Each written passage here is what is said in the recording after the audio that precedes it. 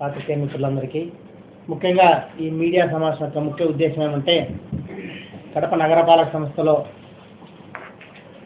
సర్వసభ్య సమావేశం దాని గురించి గడిచిన కొద్ది రోజులుగా పత్రికా మాధ్యమాలు అయితేనేమి అనేక విధాలుగా చర్చలు కొనసాగే కార్యక్రమం జరుగుతుంది. ఎందుకంటే నేను ఎన్నికై ఇప్పటికీ దాదాపుగా కొద్ది రోజుల్లో 2 నెలలు పూర్తి కావాలి. ముఖ్యంగా ఈ సర్వసభ సమావేశం ఏర్పాటు చేయడానికి నేను ఎన్నికైనప్పటి నుంచి కూడా ప్రజా సమస్యల మీద, ఎందుకంటే ఎప్పుడు కూడా ప్రజా సమస్యల మీద సర్వసభ సమావేశంలో నేను మాట్లాడతా కాబట్టి ఎప్పుడైతే సర్వసభ సమావేశం సజావుగా జరిగితే అధికారులకు బాధ్యత ఉంటుంది, అలాగే ప్రజాపతులకు కూడా వాళ్ళ యొక్క డివిజన్స్లో ఉన్నటువంటి సమస్యలు అయితేనేమి, అలాగే వాళ్ళ పరిధిలో ఉన్నటువంటి అనేక అంశాలు చర్చకొచ్చి వాటన్నిటి కూడా పూర్తి చేసుకునే కార్యక్రమం జరుగుతుంది. కాబట్టి మొట్టమొదటిసారిగా నేను కమిషనర్ గారిని పిలిపించి జనరల్ బాడీ మీటింగు చేపడదామన్నప్పుడు గతంలో 20/6/2025 తేదీన మనందరికీ తెలిసిన విషయమే సర్వసభ్య సమావేశము గందరగోళ పరిస్థితిలో బయట ఏర్పాటు చేయడం జరిగింది. దాంట్లో ఉన్నటువంటి అంశాలన్నీ కూడా ఇప్పుడున్నటువంటి కమిషనర్ గారు అవి జనరల్ బాడీ మీటింగ్ జరగలేదని, పాలకవర్గమైన మేమంతా కూడా జరిగింది అని చెప్పేసి వాదోపవాదం చేసుకుంటూ కోర్టులో పిటిషన్ వేయడం జరిగింది. ఆ పిటిషన్లో భాగంగా రిట్ పిటిషన్ నెంబర్ 18/445/2025లో కోర్టు జడ్జిమెంట్ ఇచ్చిందనమాట. దాని యొక్క సారాంశం ఏంటంటే, the impound proceedings issued by the fourth response are the behind the scope of his jurisdictions. The impound proceedings are contrary to section 88B and 88C of the Andhra Pradesh Municipal Act 1955 and accordingly deserve the suspended implementation of the resolutions passed the general body meeting are to be considered by fourth respondent as the resolutions are the interest of general public of corporation. అంటే అప్పుడు జరిగిన యొక్క రిజర్వేషన్లు ఏవైతే 29 రిజల్యూషన్లు మేము చేశామో వాటన్నిటిని కూడా ఆమోదించమని గౌరవ కోర్టు వారు తెలపడం జరిగింది. కానీ దాని తర్వాత కమిషనర్ గారు దాంట్లో 26 అంశాలు మాత్రమే పొందుపరిచి 3 అంశాలు అవి టేబుల్ ఎజెండా కింద వచ్చాయి, వాటి మేము క్లారిఫికేషన్ రాస్తామని చెప్పేసి అవి పెండింగ్ పెట్టడం జరిగింది. దాంతో మన మీటింగ్ జరగడానికి కొంచెం ఇది జరిగితే కమిషనర్ గారు దృష్టికి తీసుకెళ్ళాము. ఆ 29 అంశాలు కూడా మీరు పొందుపరచాల్సిందే అని చెప్పేసి గౌరవ మన పాలకవర్గ సభ్యులందరూ కూడా కమిషనర్ గారు రిప్రజెంటేషన్ ఇవ్వడం జరిగింది. కమిషనర్ గారు కూడా దాన్ని 29 అంశాలు కూడా ఇప్పుడు మన మినిట్స్లో రాయడం జరిగింది.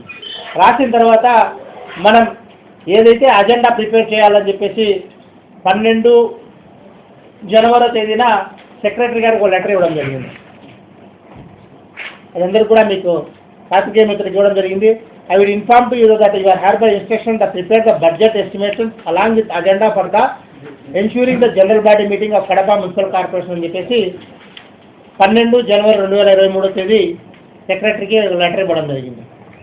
దాని తర్వాత మేము గౌరవ సభ్యులందరూ కూడా చాలామంది కూడా రిప్రజెంటేషన్ ఇవ్వడం జరిగింది. అంటే సబ్జెక్ట్స్ ఏమేమి పెట్టాలి, అజెండాలో పొందుపరచడానికి దానికి సంబంధించిన గౌరవ సభ్యుల నుంచి కూడా ఎవరన్నా ఏమైనా సమస్యలు ఉంటే పెట్టండి అని చెప్పేసి గౌరవ సభ్యులు కూడా దాదాపుగా 12 అంశాలకు సంబంధించిన లెటర్స్ కూడా కమిషనర్ గారికి త్రూ మేయర్ ద్వారా పంపించడం జరిగింది.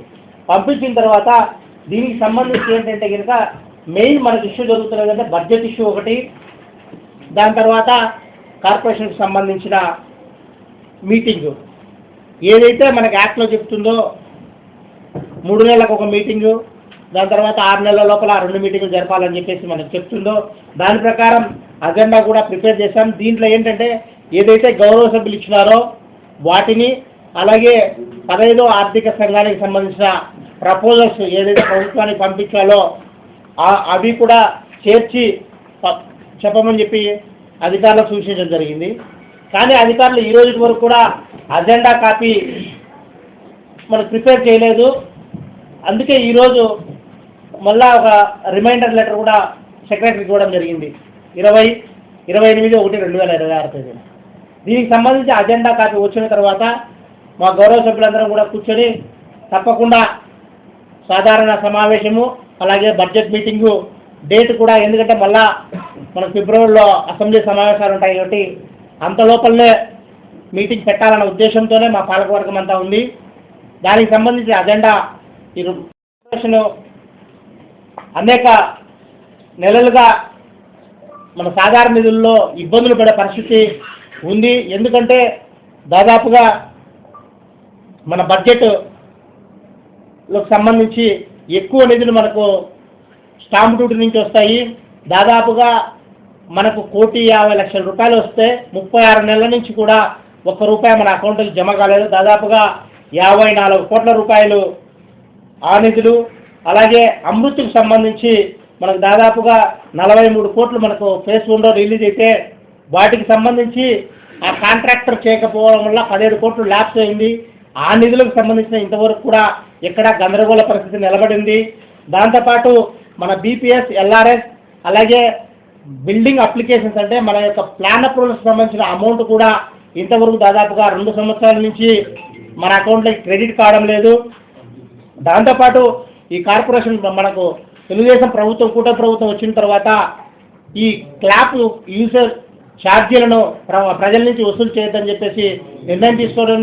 అది మంచి నిర్ణయమే, ప్రజలకు బర్డెన్ పడదు. కానీ కూడా దానివల్ల మన నగరపాలక సంస్థకు దాదాపుగా 15 కోట్ల రూపాయల బర్డెన్ కూడా పడే పరిస్థితి ఉంది. ఇన్ని హెడ్డింగ్స్ ఉండకుండా మనం స్టేట్ గవర్నమెంట్ నుంచి రావాల్సినటువంటి ఈ స్టాంప్ డ్యూటీ అలాగే మన బిల్డింగ్ బీపీఎస్, ఎల్ఆర్ఎస్ అలాగే బిల్డింగ్ అప్లికేషన్ సంబంధించిన అమౌంట్, ఈ అమృతకు సంబంధించిన నిధులు కూడా త్వరితగతిన, ఎందుకంటే స్మూత్ గోయింగ్గా మనం జరగాలంటే ఇప్పటికే దాదాపు 30 కోట్ల రూపాయలతో సాధారణ మనం టెండర్లు వేయడం జరిగింది. 6 కోట్ల రూపాయల బిల్లులు మనము కాంట్రాక్టులకు చెల్లించాల్సిన ఇవి ఇంకా అకౌంట్ సెక్షన్లో ఉన్నాయి. ఈ డబ్బులు రాకపోతే ఫర్దర్గా మనం ఏం వర్కులు చేసుకోలేము. మినిమం మెయింటెనెన్స్కి కూడా వచ్చే పరిస్థితి ఉన్నది. కాబట్టి మన ప్రీతమ ముఖ్యమంత్రి నారా చంద్రబాబు నాయుడు గారికి అలాగే మన ఇన్ఛార్జ్ మినిస్టర్ గారికి, మన మినిస్టర్ నారాయణ గారికి, మన సిడిఎంఏ గారికి అందరికీ కూడా నిన్న లెటర్ రాయడం జరిగింది. ఇదే అజెండాలో పొందుపరిచి అజెండాలో కూడా తీర్మానం చేసి పంపించాలని చెప్పేసి కమిషనర్ గారి దృష్టికి కూడా తీసుకోబోయింది. ఇన్ని ప్రజా సమస్యలన్నీ కూడా పెట్టి మీటింగ్ పెట్టాలనే ఉద్దేశంతోనే మా పాలకవర్గం ముందుండి తప్ప ఎక్కడ వెనకంజ వేయాలని చెప్పేసి మీటింగ్ పెట్టకూడదన్న ఉద్దేశం ఎప్పుడూ లేదు. తప్పకుండా ఈ అధికారులు ఏవైతే సంబంధించిన ఇవన్నీ పొందుపరిచి మనకు వస్తేనే ఆ డేటు ఫ్లెక్సిబుల్ చూసుకునేసి ఏదైతే మన అసెంబ్లీ సమావేశాల కంటే ముందే మీటింగ్ జరపాలన్న ఉద్దేశంతోనే ముందుకు పోతున్నాం. ప్రజా సమస్యల మీద చిత్తశుద్ధిగా ఎప్పుడు కూడా మా పాలకవర్గం ఎప్పుడు ముందుంటుంది. రాబో కాలంలో ఖచ్చితంగా మీటింగ్ జరిపి ప్రజా సమస్యలు ఎక్కడా కూడా ఇది లేకుండా, రచ్చ లేకుండా నీట్గా సమావేశం జరిపే విధంగానే ముందుకు పోతామని చెప్పేసి కూడా తెలియజేసుకుంటున్నాం. మీటింగ్ ఎప్పుడు జరపాలి? మేబీ అజెండా వాళ్ళు ఇస్తే ఈరోజు రేపు ఇస్తే 7 days మనకు టైం ఉంటుందన్నమాట. 7 days అంటే దాన్ని బట్టి డేట్ ఫైనల్ చేస్తారు వస్తుంది. వాళ్ళ అజెండా ఇచ్చేదాన్ని బట్టి ఏవైతే 15 ఫైనాన్స్ సంబంధించిన నిధులు అలాగే ఈ మన తీర్మానాలు చేసిన ఈ గౌరవ సభ్యులు ఇచ్చినటువంటి అవన్నీ కూడా వాళ్ళు పొందుపరిచి